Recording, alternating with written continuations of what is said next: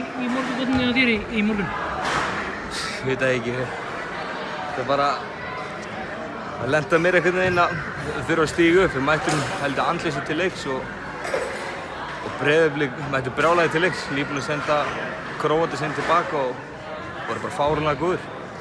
Það er ekki sjálfgefið að koma og vera á botni deildarinnar og með þvílíka mótspyrnu og koma hingað og gefa okkur svona hörku leik. Við vorum bara stálheppnir í kvöld.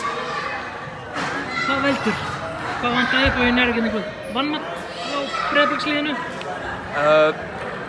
Ég veit það ekki. Við töluðum mikið um það að ætla að mæta reddi í leikinn en ég held að bara kredita þá. Þeir mættu dýrvillis til leiks og hittu þarna vel en við hefðum auðvitað getað gert betur varnarlega og svona en ég held að það var bara svona bæði og kannski smá vannmætt. Við mættum ekki alveg náðu tilbúinir og þeir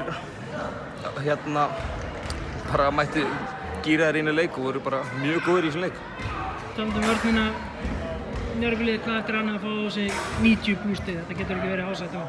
Nei, alls ekki og við tölum mikið og vörnin mikið á æfingum en við erum alltaf mikið að selja okkur á opnum velli og gefa öll stig þannig að við þurfum klárlega að fara yfir það. Við höfum hörkuleik í bikar á mánudaginn og það er náttúrulega bara dúa dagi. Við lögum þetta ekki, háum við bara út þannig að við höfum lítið tíma til að laga þetta en við höfum æfingu á laugardaginn og förum klárlega yfir þessi hluti. Takk fyrir það.